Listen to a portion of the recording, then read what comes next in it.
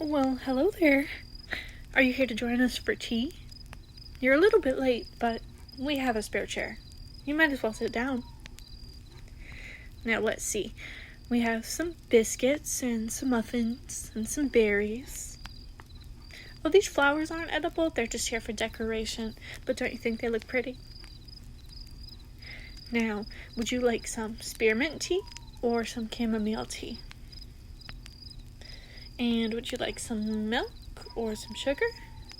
No, that's more of a coffee thing, but I take my tea with both milk and sugar. Absolutely. Oh, and what was your name? I didn't see you on the guest list. I don't think. You aren't a fae. Are you sure? Let me see your ears. You're right. You're not an elf either.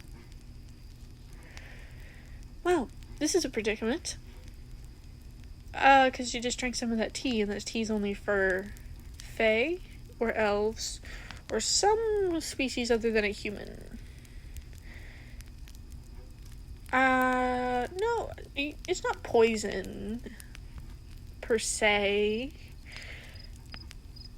Well, you accepted food, from a fae at a tea party, and I'm the host of it, and you weren't invited, but you got tea anyway, so by fae laws, you're kind of my property now? Don't freak out. Like, I'm not gonna actually hold you to that, obviously, because you're human. But I do want to know what, like, the human equivalent is. Because I have never met a human. So forgive me if I don't understand your culture. But it's very important for fae to repay debts. So how does it work with humans? Okay. Well, I don't want human money like that. That doesn't do any good for me. No offense. Well, now this is a pickle. Maybe we think about it over tea. Well, tea helps me think. And besides, now I'm inviting you, so now you're part of the tea party and you don't belong with me anymore. Well, that doesn't get you out of the first one necessarily. But it does. Actually, would that make sense? I don't really know how the law specifically works.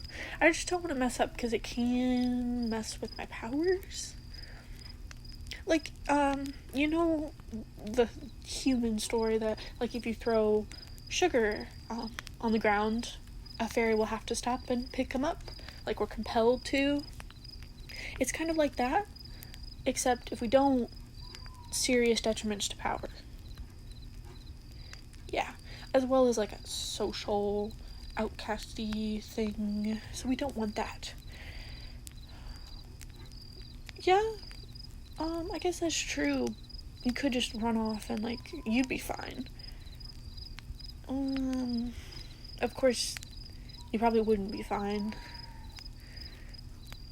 Well, I don't really know how the magic would work. Because typically between two faes, if the fae on the taking end refuses to be the servant of the other, they die. So, yeah, I don't know. Like, possibly you could run and be totally fine. But also, you could possibly die. So, I would prefer you not die personally, because I think you're kind of cool. Just saying. I mean, you look cool, but I've never seen a human before, so that could be why I think you look cool. Well, thank you. Oh, do you like it? I made it out of flower petals. Yes, entirely out of flower petals. Oh, you shrunk when you walked in the fairy circle, love. Yeah, you didn't notice, like, the plants are, like, a bajillion times bigger? You're tiny now. You're about the size of a twig. About the size of your pinky, I think, if you were in full size. Well, yeah, I feel like you would... Okay, well, let me think about this. Because usually, you walk into a fairy circle, you get shrunk. You walk back out, you get bit, you're fine. But you kind of messed things up. Well, I guess I messed it up because I didn't check the guest list before inviting you or asking you to have tea because you weren't invited, and then drank the tea, and yeah. So theoretically, if you walked outside the fairy circle again, you wouldn't transform back. You'd just be stuck. Really tiny, and you'd probably get eaten by a bird. Or a squirrel. Squirrels are mean when they want to be. I don't think you humans really understand. Squirrels are little demons. Demons with fluffy tails. Yeah, I could see how you would think I was the demon since I'm, like, holding you captive. But am I really holding you captive? Like, you can leave, you just may die, or may be tiny forever and get eaten by a bird. Just saying. Like, you have options, at least. I'm trying to be civil, okay? I'm not trying to be like, oh, you're my servant, you gotta... Ooh, I got an idea.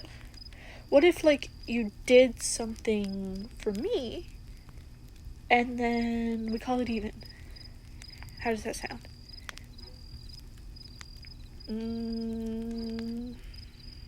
I just thought of something. You gave me your name. Yeah. I'm sorry, okay? That is a human-specific thing. And I've never met a human before, and I was being polite and just asking you your name, and you just gave it to me. But now that I have it, I kind of... own your soul? I don't make the rules, dude. I do not make the rules. I just follow them or I die, because magic has very strict rules. So when you mess around with magic... Exactly. Yeah, there's not really a way out of it at this point, because, like, you could have returned the favor and then you would have been fine. That would have been even. But since you gave me your name, like, it's permanent that I have your soul. I, like, own you now. Awkward. Yeah. No, there's not really a way to reverse it.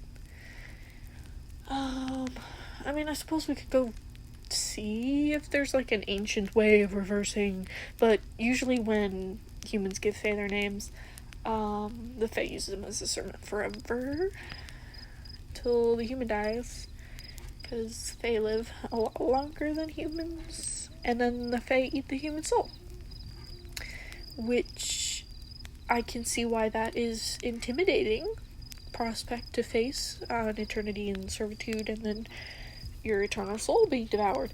But I am thinking about whether or not I want to eat a human soul, because I haven't tried it.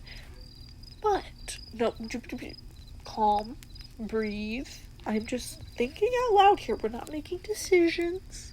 We're not picking what we're gonna do. That's the same thing as decisions. Just breathe, okay? Breathe in and out. What would a human soul taste like, do you think? Probably not good, right? I mean, how good if you were a person? Do you think that changes the taste? Like, if you were a great person, you're, like, really crisp and sweet and buttery? Do you think buttery would be? I don't know. I'm just thinking out loud here. Yeah, you want out of it, obviously, but maybe I don't want to let you out of it. Ugh. I mean, I gave you ample opportunities. Giving your name to me was just dumb, honestly. Like, no offense, but maybe I keep you as my eternal servant for a little bit. Just a tiny little bit. And then I eat your soul. Okay, how about I keep you as a servant for a little bit, just a tiny little bit, and then I don't eat your soul. Does that work for you? And your eternal soul goes wherever human souls go? I don't know where human souls go specifically, but, you know, I'm sure it's good. I'm sure it's better than my stomach would be. Okay, well, you can't get out of it in life either way. So unless we kill you and then bring you back to life and put your soul back inside you, that's just necromancy. Is it actually? How do you keep a human soul? See, this is just getting complicated now. I'm back at the eating it idea. Okay. Because you're kinda cute, I will agree to research ways of reversing the process that does not involve your untimely demise. But, on the chance that I do not uncover such magic, you agree to be my servant from now until the end of time. Okay, but the last option is good because I'll make you immortal and you'll never lose your soul and I won't eat it. How's that? That's a good plan, right? Humans want immortality, right? What do humans want? Money, power, food, puppies. Yeah, we can make a deal. I'm just spitballing ideas here. So, be my servant and I'll make you immortal?